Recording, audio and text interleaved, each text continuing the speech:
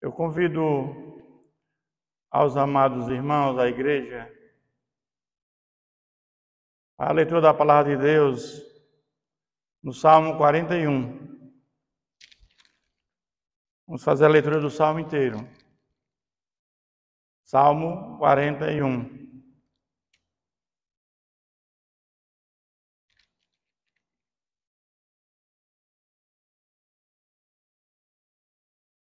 Bem-aventurado o que acode ao necessitado. O Senhor livra do dia o Senhor o livra no dia do mal. O Senhor protege e preserva-lhe a vida e o faz feliz na terra. Não o entrega à descrição dos seus inimigos. O Senhor assiste no leito da enfermidade e na doença, tu que lhe afofas a cama. Disse eu, compadece-me de mim, ó Senhor. Sara minha alma, porque pequei contra ti. Os meus inimigos falam mal de mim. Quando morrerá, ele perecerá o nome. Se algum deles me vem visitar, diz coisas vãs, amontoando no coração malícias, ensaindo é disso que fala. De mim rosnam a uma todos que me odeiam. Engendram males contra mim, dizendo, peste maligna deu nele, e caiu de cama, e já não há de levantar-se. Até o meu amigo íntimo, em que eu confiava, que comia do meu pão, levantou contra mim o calcanhar. Tu, porém, Senhor, compadece-te de mim e levanta-me para que eu lhes pague segundo merecem. Com isto conheço que tu te agradas de mim, em não triunfar contra mim o meu inimigo. Quanto a mim, tu me sustens na minha integridade e me impões a tua presença para sempre. Bendito seja o Senhor, Deus de Israel, da eternidade para a eternidade. Amém e amém.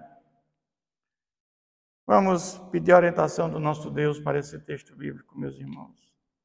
Senhor, nosso Deus, nosso Pai, pedimos que teu Santo Espírito venha nos dar o discernimento, a compreensão da tua palavra, Pai.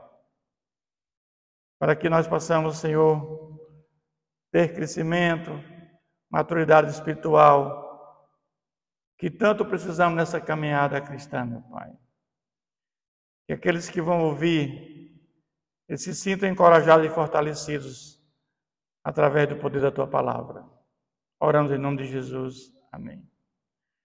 Meus irmãos, eu gostaria de, através desse texto bíblico que nós acabamos de ler, tratar do seguinte tema: generosidade, fonte de felicidade e de ricas recompensas. Nós sabemos que o Saltério é composto de 5 livros.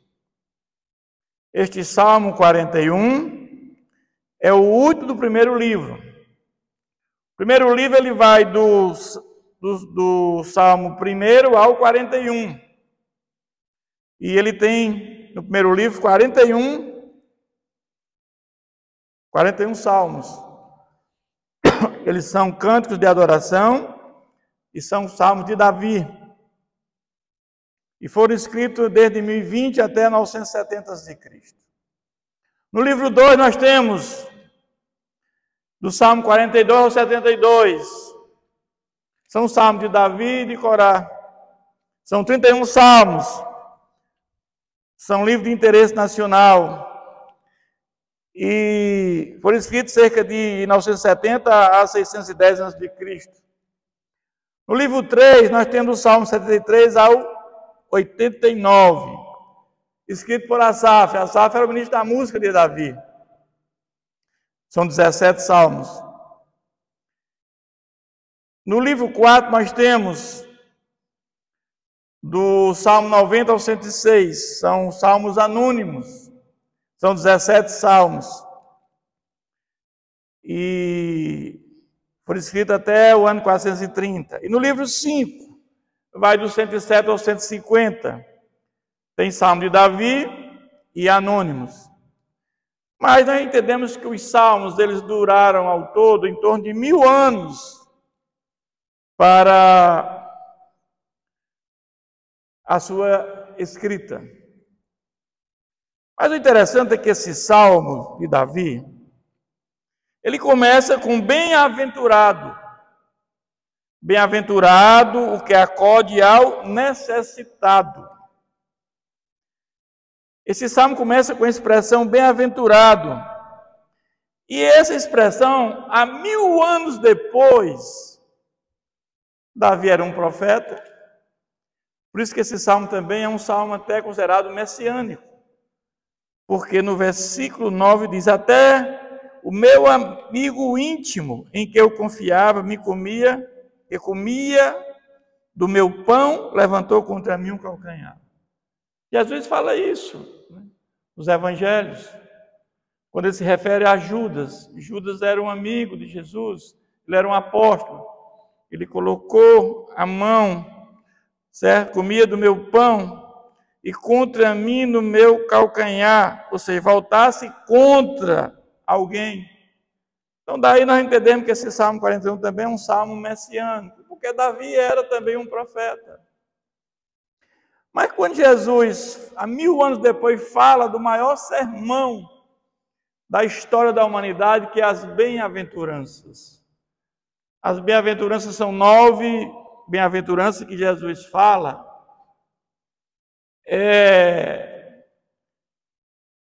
São as regras do reino de Deus. Para entrar no reino de Deus, você tem as regras. E ele começa falando dos humildes de espírito, aqueles que reconhecem que há necessidade de Deus, que sem Deus nada podemos fazer, diferentemente dos arrogantes, que acham que não precisam de Deus. Ele fala dos que choram de arrependimento, são aqueles que se arrependem por ter pecado contra Deus. Fala dos mansos que herdarão a terra, dos que têm sede de justiça, dos misericordiosos, aqueles que eles veem o irmão, têm a compaixão do irmão necessitado, os limpos de coração, os pacificadores, aqueles que promovem a paz, e aqueles que serão perseguidos por causa da justiça, por causa do nome de Jesus. Quantos na face da terra morreram por causa do nome de Jesus? E bem-aventurados quando por minha causa vos injuriarem e vos perseguirem, mentindo disserem todo mal contra vós. Então Jesus proferiu essas bem-aventuranças 1000 anos depois de Davi. E nós vamos ver que Davi, ele vai aqui agora proferir: bem-aventurados, felizes, que acode ao necessitado. Mas ele já tinha falado em salmos anteriores que bem-aventurado é aquele cuja iniquidade é piedosa, cujo pecado é coberto. Bem-aventurado o homem que anda, a quem o Senhor não atribui iniquidade, cujo espírito não há dolo. Nós estamos aqui falando de uma pessoa regenerada, de uma pessoa transformada pelo poder do Espírito Santo. Nenhuma condenação há para os que estão em Cristo Jesus. Então, felizes, bem-aventurados aqueles que receberam o Espírito Santo, aqueles que têm Deus dentro de nós. Bem-aventurado aquele que anda nos caminhos do Senhor. Mas, quando voltamos para o texto bíblico, ele vai falar de umas coisas grandiosíssimas desse salmo. Porque ele diz: bem-aventurado ao necessitado, bem-aventurado ao que acorda o necessitado. Sabe o que está referindo aqui a dinheiro, meus irmãos? Davi está se referindo aqui, não é financeiramente ao pobre, mas ao desamparado. Vamos pensar aqui numa pessoa muito rica, bilionária, tem um grande patrimônio, tem mansões, carro de luxo, iates, aviões. Mas esse homem, ele perdeu para ele o sentido da vida. Esse homem, ele não tem mais vontade de viver. Essa pessoa não tem vontade de viver. Essa pessoa é uma pessoa necessitada? É. Porque ela precisa de ajuda. A necessidade não é financeira. Aqui Davi está falando de uma pessoa que está desamparada. Essa pessoa que eu acabei de falar precisa de uma palavra amiga, de uma palavra de conforto. E quando nós socorremos e estendemos a mão, nós somos felizes. Esse texto nos ensina que não ser egocêntrico, não ser egoísta, não pensar só em nós mesmos, no nosso umbigo. Olhar para o próximo com a mão estendida. Esse texto nos ensina isso. Ele ensina que a palavra de Deus diz que a alma generosa prosperará, que socorre o pobre está emprestando a Deus. Provérbios 14, 21 diz, o que despreza o seu vizinho peca, mas o que compadece dos pobres é feliz. Provérbios 22, 9 diz, o generoso será abençoado, porque dá do seu pão ao pobre. A experiência de ser generosa é uma coisa magnífica, meus irmãos. Você tirar algum recurso para ajudar ao necessitado, ou o seu tempo para ajudar alguma pessoa. Eu quero desafiar você, se você não tem essa experiência, que você venha a fazer esse compromisso com Deus. Assuma, meu irmão, porque esse texto vai nos trazer grandes coisas. Ele começa dizendo que bem-aventurado o que acode ao necessitado. O Senhor o livra no dia mau. Interessante que ele diz que o generoso, o Senhor o livra no dia mau, no dia do mal. Lá em Efésios 6,13 diz, portanto, tomai toda a armadura de Deus, para o que passar e resistir no dia mau, e depois de ter vencido tudo, permanecer inabaláveis. Efésios 6,13. Evidentemente que nós não passamos por o dia mau todo dia, mas tem dia na nossa vida que parece que tudo conspira contra nós, do mundo mundano, na vida, no mundo espiritual, e parece que tudo dá errado naquele dia. Mas ele diz que o Senhor livra no dia mau.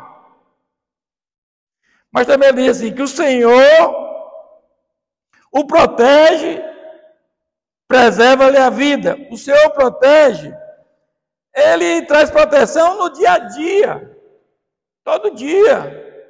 Agora ela fala do nosso cotidiano. Porque nós vivemos num mundo decaído pelo pecado. Nós não estamos livres de, onde nós estivermos, acontecer algum infortúnio. Dentro do supermercado, no trânsito, dentro de um shopping center, em qualquer lugar. Nós assistimos cenas horríveis. Pessoas que estão no lugar e chega uma pessoa e de repente muda aquele cenário, muitos morrem. Mas ele está dizendo que o Senhor nos protege e preserva-lhe a vida. Ele está dizendo que ele preserva a vida e o faz feliz na terra.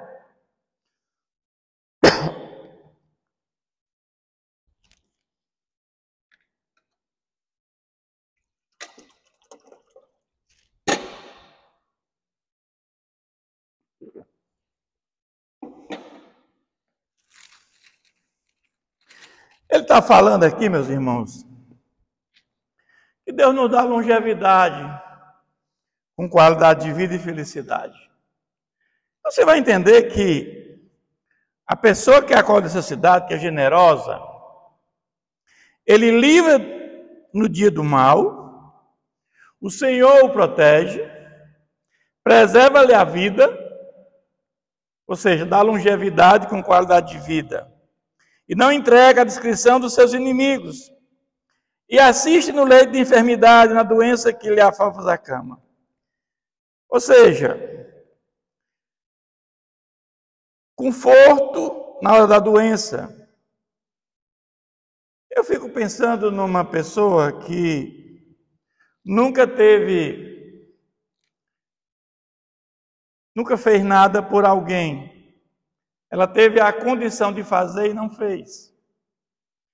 Ela é uma pessoa avarenta, egoísta, egocêntrica. E eu fico pensando no leito da morte. O que passa na cabeça dessa pessoa?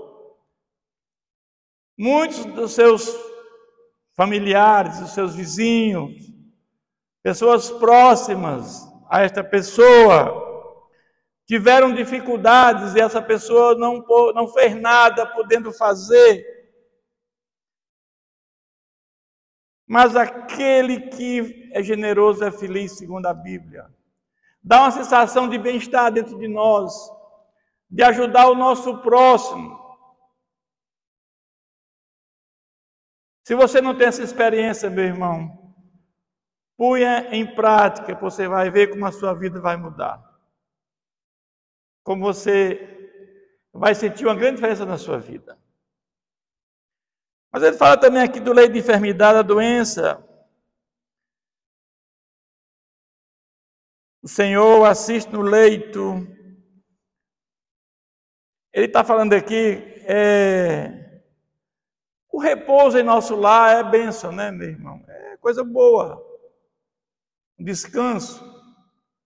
Mas quando você fala de uma UTI, uma cama da UTI, é horrível. Mas Deus livra da cama ruim o generoso, como está dizendo aqui a palavra de Deus. Ele nos livra. Mas ele agora muda o aspecto da generosidade, né? A partir do versículo 4, ele vai falar agora do pecado. Então ele vai dizer agora: disse eu, compadece-me de mim, Senhor, sara a minha alma, porque pequei contra ti. Se eu perguntasse para vocês qual é a pior doença da face da terra, eu creio que muitos iam dizer que era Alzheimer, ou a esclerose múltipla, ou o câncer, ou outras doenças degenerativas. Mas a pior doença deste mundo é o pecado, meus irmãos. Porque o pecado, ele leva à morte eterna. O pecado, ele leva a você não ter mais nenhum relacionamento com Deus. Quem morre no pecado, ele não tem mais nenhuma esperança de ter mais um relacionamento com Deus. Porque o pecado, ele leva à morte eterna. A morte espiritual ainda há uma esperança, sim, de uma reconciliação com Deus. O morto espiritual, ele pode a qualquer momento se reconciliar com Deus e ter a vida eterna. Mas quem morre no pecado tem a morte eterna. E Davi está dizendo: compadece de mim, Senhor, sara a minha alma, porque pequei contra ti. Ele está confessando seu pecado. O pecado tem dor, porque ele atinge a consciência. O pecado atormenta a vida. A doença do pecado que destrói a saúde, a sua saúde, sua família e seus sonhos. Este homem que foi escolhido por Deus para ser rei, através de Samuel, ainda jovem, ele matou um leão, matou um urso, ele enfrentou o gigante Golias, levou aquelas 12 tribos briguentas de potência mundial, definhava sozinho, consumido por uma doença fatal. Entendiam que era fatal. Eu entendo que aqui era um cansaço, Davi estava cansado, porque desde que Davi foi ungido por Samuel, ele nunca mais teve paz, porque ele foi perseguido pelos da sua própria casa, pelos seus irmãos, quando lá, para enfrentar os filisteus, o pai manda que ele vá até lá ver os irmãos, e os irmãos já se rebelam contra ele. O seu sogro, Saul, tenta matá-lo por várias vezes, mas Saul teve a oportunidade de revidar e não o fez. Então, nós entendemos que ele está confessando o seu pecado, pedindo a Deus que sare a sua alma. Os meus inimigos falam mal de mim. Quando morrerá, lhe perecerá o nome. Muitos desejavam a sua morte. E eles dizem, quando morrerá, lhe perecerá o nome. O que ele quer dizer com isso? Porque Davi era um rei que tinha empreendido lutas. Ele tinha livrado o seu povo, ele tinha unificado as 12 tribos, tinha tornado essas 12 tribos potência mundial. Era o homem segundo o coração de Deus, mas queriam que ele, quando morrerá, lhe perecerá o nome, que o nome dele fosse esquecido para sempre. E aquele que viesse a substituí-lo é que levaria as glórias. Mas a palavra de Deus diz que o Messias viria do trono de Davi, seria filho de Davi. Jamais isso poderia acontecer, porque isso era promessa de Deus.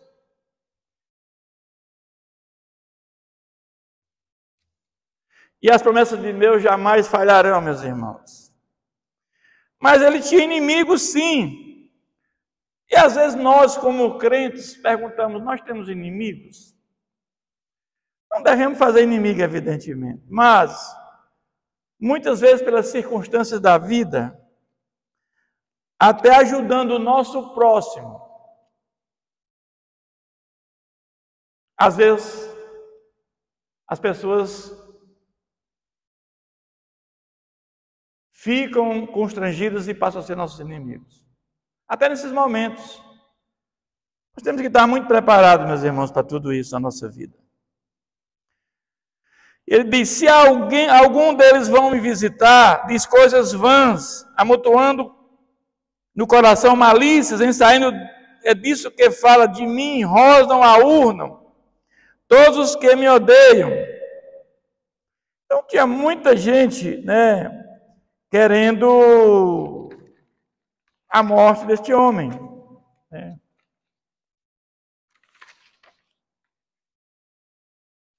Mas o fato é que peste maligna deu nele e caiu de cama e já não há de levantar-se. Havia uma expectativa dele não sair mais da cama. Que doença era essa de Davi? Provavelmente entendiam que era uma doença incurável, mas é um cansaço físico, possivelmente, já pela idade. Mas ele vai dizer no versículo 9, até meu amigo íntimo,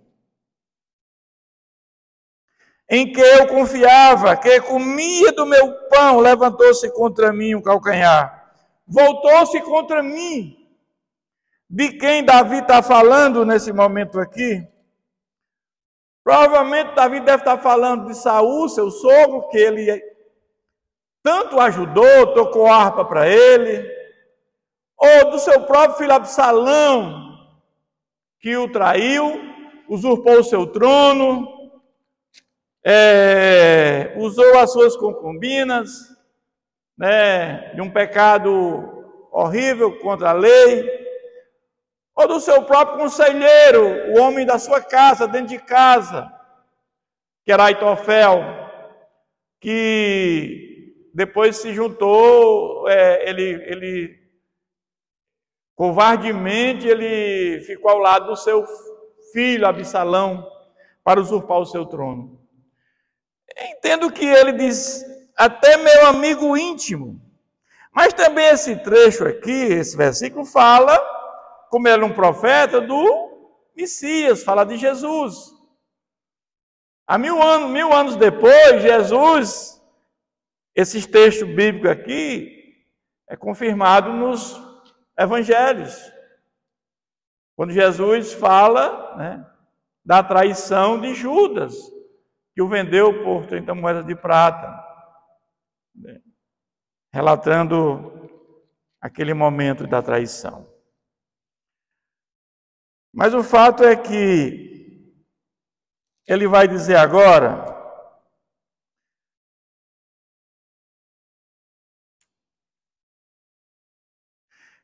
tu, porém, Senhor, compadece de mim e levanta-me para que eu lhe pague segundo merecem. Aqui dá a impressão que Davi quer se vingar, que naquela época, lá no Código de Hammurabi, tinha a pena de talião, olho por olho, dente por dente. Mas ele pede misericórdia a Deus e compaixão. Ele entrega a Deus, se for a vontade de Deus, ele pode fazer tudo. Davi sabia de uma coisa, tinha clareza, que o Messias, ele sabia que o descendente dele, o Messias, procederia da sua linhagem. E se a sua dinastia fosse interrompida, o Messias não se cumpriria, a promessa do Messias não se cumpriria. Davi tinha essa consciência clara disso. Nós vimos no livro de Reis que quando Davi morre, o seu filho assume Salomão, mas quando Salomão morre, o Reino Unido é dividido, e o reino de Judá, o seu filho assume, Roboão. Mas, na sequência, nós vamos ver que uma mulher chamada Atalia, ela usurpa o trono e mata todos os descendentes. E um menino é escondido pelo sumo sacerdote. E a descendência é preservada, que foi Joás. Então, vamos ver que Davi ele tinha essa consciência que a sua linhagem devia ser preservada, porque o Messias seria o filho de Davi. E esse homem ele nasce em Belém, e depois o Messias também nasce em Belém. Então ele vai dizer, como isso eu conheço que tu me agradas de mim, com isto conheço que tu te agradas de mim, em não triunfar contra mim o meu inimigo.